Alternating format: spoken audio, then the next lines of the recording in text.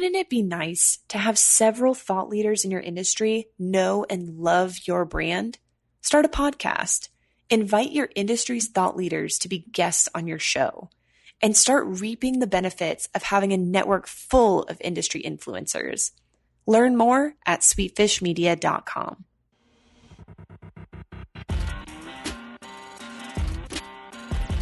You're listening to the B2B Growth Show, a podcast dedicated to helping B2B executives achieve explosive growth.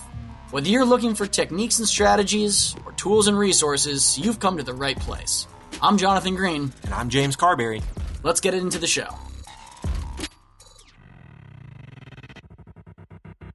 Welcome back to the B2B Growth Show. We are here today with Amanda McGuckin Hager. She is the VP of Marketing at YouEarnedIt. Amanda, how are you doing today? I'm doing well, James. How are you? I'm wonderful. So, Amanda, we are going to be talking about leadership and organization design, but really, I think as we were talking offline, I think the big takeaway that listeners are going to get from this is really, how do you create a culture inside of your marketing organization that drives really incredible results, like the results that you have seen at YouEarnedIt recently. But before we dive into that, I'd love for you just to explain a little bit of context around the business. What is YouEarnedIt? How do you guys serve companies? And then we'll dive into the interview from there. Yeah, so YouEarnedIt is an employee experience platform. It's based on the science of motivation and what motivates employees, and it has the mission of improving the lives of employees everywhere, one company at a time. What we have found is that the employee experience really impacts the bottom line, and it impacts the metrics that really drive the business forward. And it provides that through different types of features, such as recognition, public recognition, rewards, incentives, team insights on engagement. I love it. And so in talking about, kind of transitioning to what we're going to be talking about today, how do you create like a really, a highly efficient team that's performing, and how do you create a culture inside that team that really facilitates those results?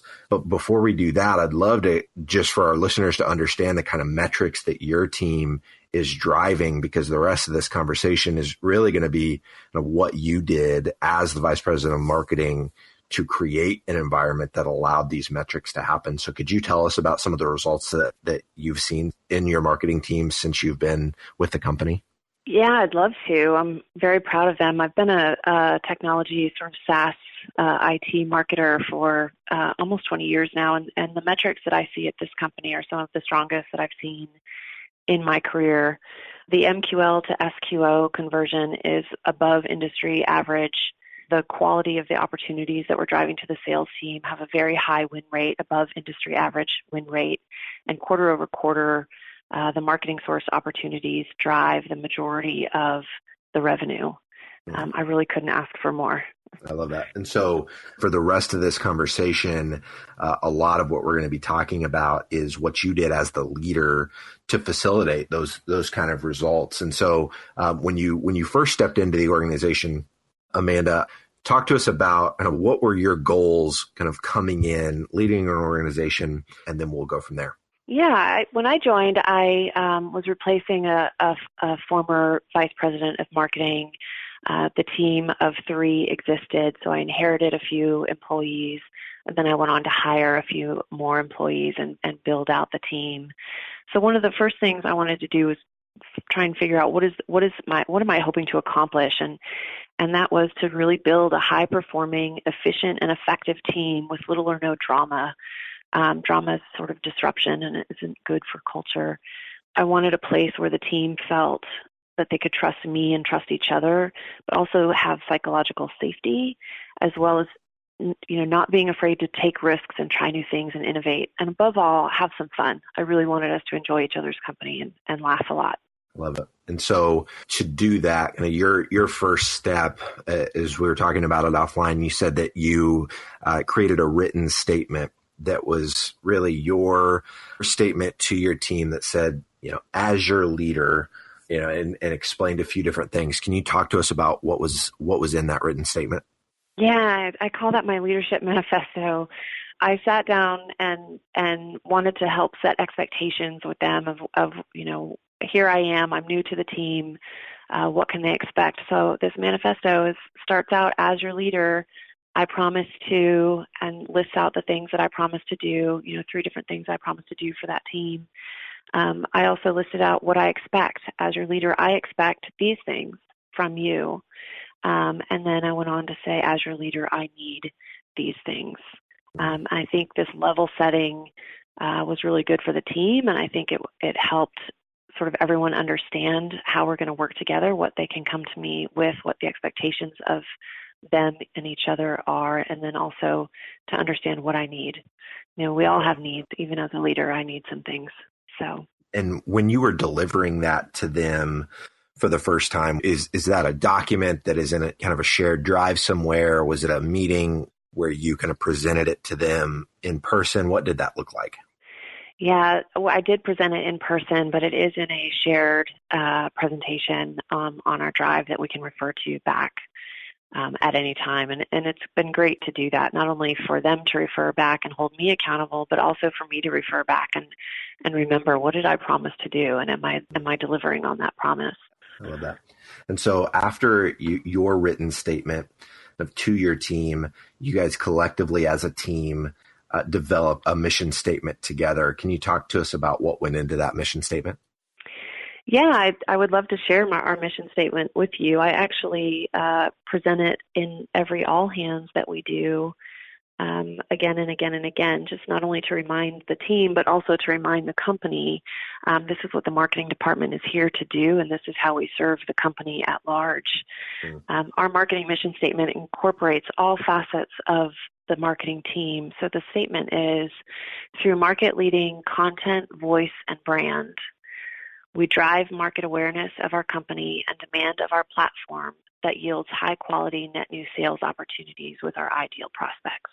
I love it. Very simple, but it's also very powerful. And again, that mission statement combined with this exercise that we did on our guiding principles. What are the guiding principles of this team? And then what is the decision-making process of this team? When conflict comes up or when things are thrown at us that may or may not, fit into our mission statement or may not, violate our guiding principles, how are we going to make the decision, right? So we went through this exercise of, what felt the best to everyone on that decision-making process. So that, again, those were also recorded and archived in a public space so that we can go back to them again and again. Got it. Was that, so those guiding principles, was that a conversation that you had collectively with the team that said, hey, let's get all of our ideas, out into the open, and then we collectively as a team choose kind of, okay, these are the guiding principles that we're really going to document? Or was it kind of you as the leader establishing those and then just making sure that those guiding principles were communicated down? No, it was very much a collaborative effort, and I needed the team to tell me what was most comfortable with them so that we could make these decisions together and on the fly. I also wanted these guiding principles to be sort of owned by them so that they can make those decisions without me. Certainly, I don't want to be a bottleneck. I want to empower them, and I want to give them the freedom and autonomy to do the business that they need to do in order to drive these metrics forward. So it was very much a collaborative thing. I can share some of the guiding principles with you. Some of them are, does it support the marketing mission? Does it amplify our brand? Does it silo our team? Is it worth it? Is the time, money, and resources for what benefit, the cost-benefit analysis, does that play out? Does it distract us from our core objectives? Does it match our strengths? Is it necessary right now? Do we clearly understand the why? These are the guiding principles under which we operate. And then from a decision-making perspective, the team decided, gather all the stakeholders and do a majority vote. I know we're not a democracy, but the team felt like that was the way that we're going to make the most impact. And again, with everyone's buy-in to move forward. If there is some sort of, hung jury, if you will, if they're not able to decide through a majority vote, then they'll elevate it to the top stakeholder for a final decision. Got it. I love the specificity of how you guys have it makes so much sense, but I know that we don't have that internally in our own organization. And I would imagine that a lot of teams don't either. So that I love that you guys have documented that process. This is how we make decisions as a team. And you've written it down, and it's in a shared space, and everybody knows, okay, this is what we do. This next piece that we're going to talk about, Amanda, you talked about the SCARF motivation model. Can you talk to us a little bit about that, and then how you went about implementing that within your team? Yeah. So, James, you and I have already talked about my leadership manifesto, and we talked about the team as a whole. But then this next piece, I wanted to get to know the individuals of the team, right? The ones that make up the greater team. And so one of the things I wanted to understand is, how is each individual motivated? And the SCARF motivational model is by the Neuro Leadership Institute. I really wanted to understand the SCARF motivation model is 5 motivational aspects: status, certainty, autonomy, relationships, and fairness. And what I learned is that by large majority, the individuals on my team are motivated by certainty. So that really helps me understand and gives me context on how to best lead them. I do have a couple individuals on my team that are by far and away motivated by fairness. Okay. And I know that when I'm working with those individuals, I need to make sure that I am addressing, this is how it's fair. Or I understand this may not come across as fair, but I'm always trying to let them know, I hear you, that you're motivated by fairness, and I want to address that with you. Love it. So we did the motivation model. It's a really quick assessment online, free and available to everyone. And then we did the strengths finder so that we could understand everybody's top strengths and we could play to those. I think that was really important and fun for all of us to get to know who had this shared same strengths, who had different strengths, and then an optional Myers-Briggs personality test, just so that we, again, understood who everyone was as an individual. That was really fun. That exercise was great fun for the team. We all got to sort of celebrate each other's similarities and celebrate each other's differences. We had a lot of fun with that.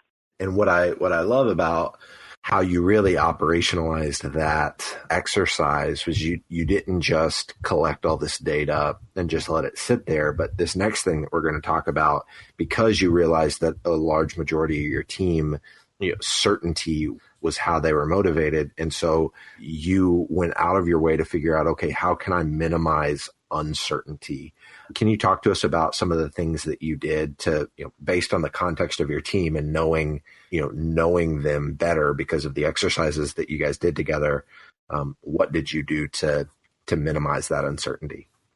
Yeah, that was a real telling time for me as a leader, knowing that if they're motivated by certainty, I have to do what I can to minimize that uncertainty for them. Otherwise, that uncertainty brings fear and doubt and disengagement and the drama that we're trying to avoid. So trying to create certainty through consistency, things that they know that they can learn to expect and understand and trust because it's always there, repeated over and over. So a lot of what I did was create a regular cadence of communication. They know we're going to have a weekly team meeting.